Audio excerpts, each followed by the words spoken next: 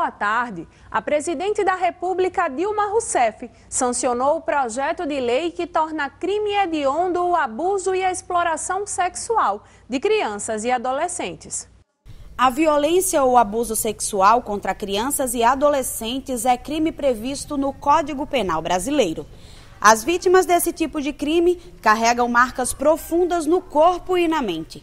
Essa assustadora realidade é frequentemente assistida pelos conselheiros tutelares dos bairros, escolhidos pelas comunidades para proteger menores em situação de risco.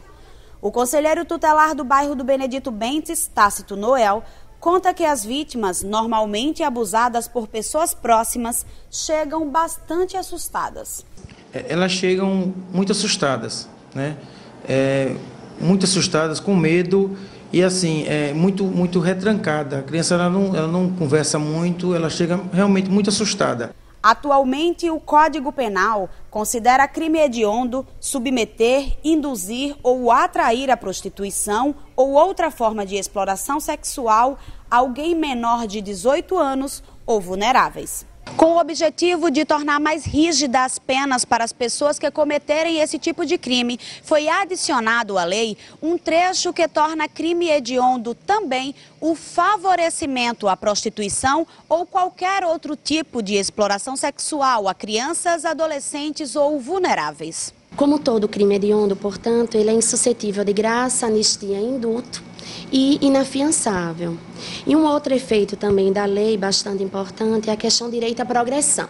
Então, se nos crimes comuns, né, por assim dizer, que não são hediondos, portanto, o reeducando teria o direito à progressão do regime, que inicialmente é regime fechado, com o cumprimento de 1/6 da pena, agora com a edição dessa lei, se enquadrando no caso de favorecimento à prostituição, e é bom que se diga que não é a prostituição, é o favorecimento à prostituição, a facilitação, ou a exploração sexual de criança e adolescente, esse réu só terá direito à progressão de regime com cumprimento de 2/5, se primário for, né, ou 3/5 da pena se houver reincidência. De acordo com os dados da Secretaria de Direitos Humanos da Presidência da República, no ano passado o Disque 100 registrou mais de 26 mil denúncias de abuso sexual contra crianças e adolescentes. Só em Alagoas foram quase 500 casos. E de acordo com os profissionais que trabalham nessa área, apenas uma pequena parte desses crimes são denunciados. Eu acredito que tem muito caso que não chega ao conhecimento. Inclusive, há uma perspectiva da Unicef que para cada 1 hora que nós estamos aqui conversando, tem 15 crianças sendo vítimas de abuso.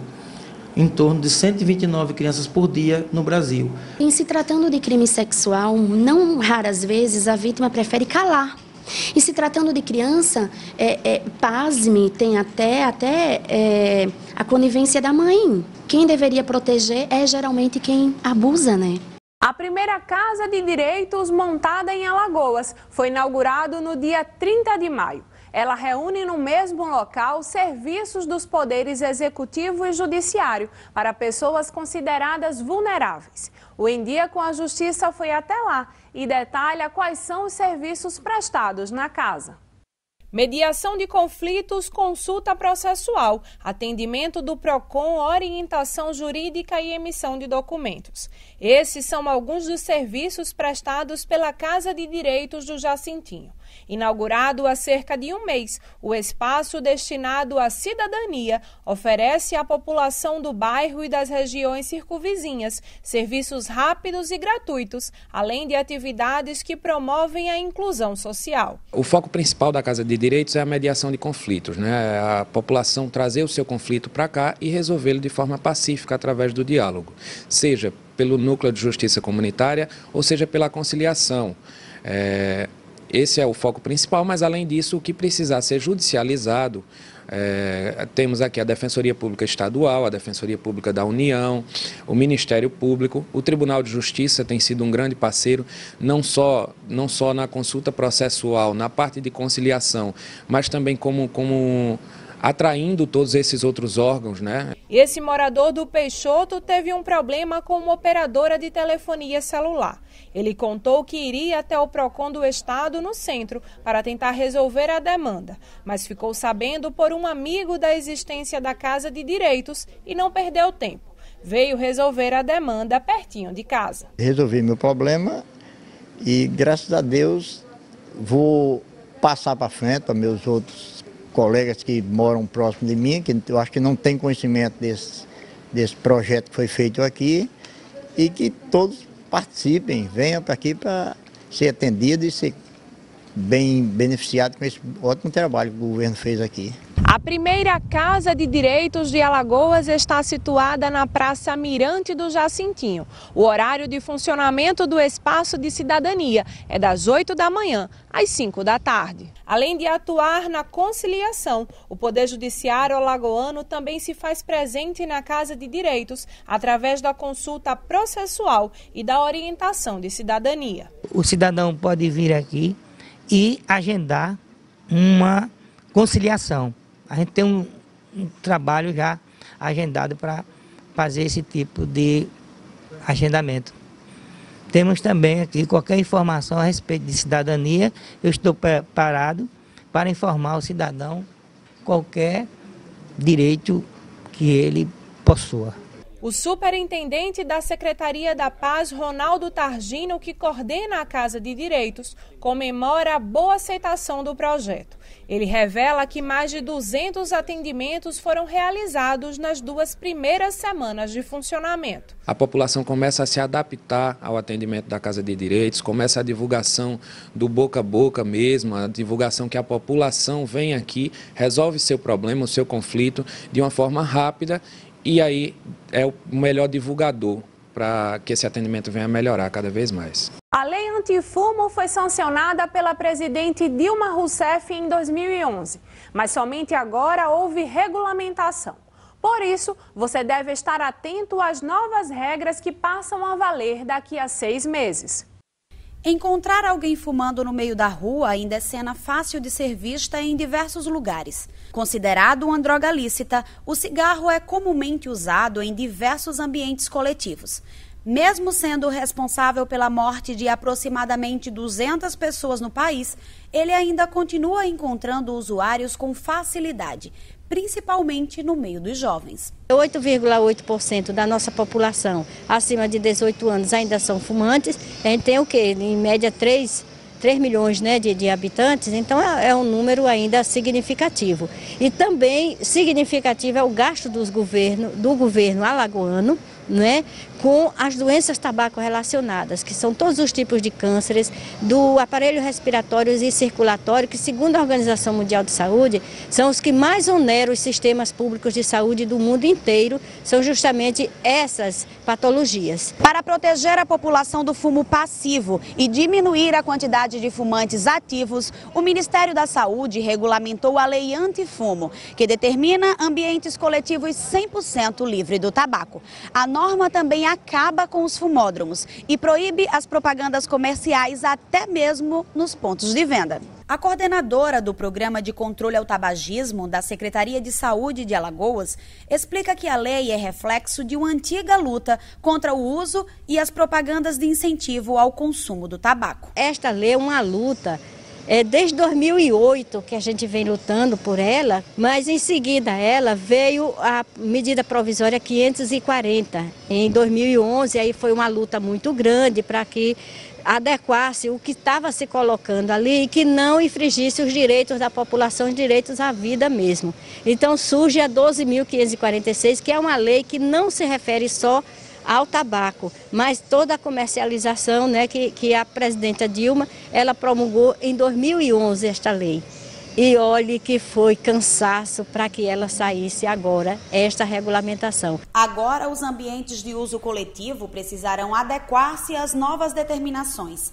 João Duque é dono de um café-restaurante no centro de Maceió. O ambiente climatizado recebe muitos clientes diariamente, mas ele garante que consegue manter o local livre do tabaco. É um lugar convidativo ao fumo, apesar que com a conscientização e com as matérias que hoje existem de esclarecimento com respeito ao tabagismo e aos males que ele causa, as pessoas conseguem saborear de um bom café, um gourmand, sem atrelar o tabagismo a ele. A partir de dezembro, as determinações da lei devem ser devidamente cumpridas, pois neste período começarão as fiscalizações realizadas pelas equipes da Vigilância Sanitária do Estado.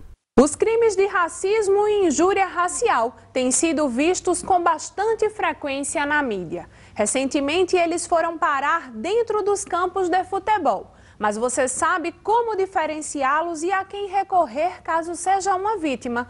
O Em Dia com a Justiça explica agora para você. Ela me chamou de urubu, entendeu? Aí eu falei para ela que ela não dissesse mais aquilo, né, que me agravou, doeu dentro de mim. E depois ela começou, aí me chamava de rapariga preta, entendeu? Fatos como este de extremo preconceito são abomináveis sem sombra de dúvidas. Mas o que ainda gera dúvida em muitas pessoas é o tipo de crime que foi praticado.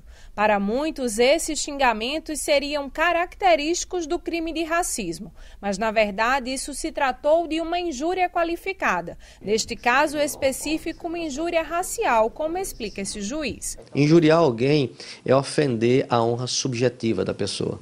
Injuriar alguém é maltratar, é aviltar, é fazer com que ela sofra. O agente criminoso tem por escopo, na injúria, fazer a humilhação da vítima, humilhá-la. Né? Esse é o propósito. Enquanto que o crime de racismo é um crime que está definido na Lei 7.716, de 1989, e existem várias condutas previstas na lei. Por exemplo, proibir o acesso a elevadores, a clubes esportivos abertos ao público, a restaurantes, a bares, a escolas e congêneres. Proibir o acesso porque a pessoa tem uma determinada cor, ou porque a pessoa tem uma determinada procedência nacional, ou porque a pessoa tem uma determinada etnia. Isso consiste em crime de racismo. Polêmicos, os temas vêm sendo muito discutidos na mídia e nas redes sociais, após xingamentos a jogadores de futebol negros ofendidos por torcedores com o apelido de macaco. Em Alagoas não tem sido diferente. A Comissão de Direitos Humanos da OAB vem recebendo inúmeras denúncias, principalmente pelo crime de injúria racial. As pessoas procuram, por livre e espontânea vontade, a comissão, a gente acaba por reduzir a termo o tipo de situação que elas passaram e dessa forma a gente acaba solicitando informações ao órgão coator ou às pessoas responsáveis pela injúria. O magistrado alerta ainda que é preciso ponderação na hora de pensar em denunciar o suposto agressor à polícia ou à justiça. A gente tem que ter muito cuidado com isso, porque no mais das vezes o que nós temos é brincadeiras, são meras brincadeiras entre colegas, enfim, meras provocações tolas que não têm capacidade suficiente para potencializar a questão, de modo que aí não vai existir crime por óbvio. Então, chamar uma pessoa meramente de negro ou branquelo, obviamente que isso não caracteriza o crime. É preciso que haja a intenção deliberada de maltratar, de aviltar, de diminuir a pessoa. Buscando na justiça punição para quem a xingou, a camareira dá um recado para quem pensar em constranger ou ofender alguém pela sua cor. Eu acho que essas pessoas elas não têm nada a ganhar. Neste mundo não tem nada a ganhar, só tem a perder. Entendeu? E eu digo a ela até citou uma vez que eu tinha vergonha da minha cor. Eu disse, jamais eu tenho vergonha da minha cor. Tem tantos que queriam ter a minha cor, filha, e não tem. Eu agradeço a Deus por ter nascido preta. Entendeu? Isso eu me orgulho bastante. O Em Dia com a Justiça termina aqui. Você pode acompanhar estas e outras notícias do mundo jurídico em nosso portal ou através do Facebook. A gente se encontra no próximo programa. Até lá!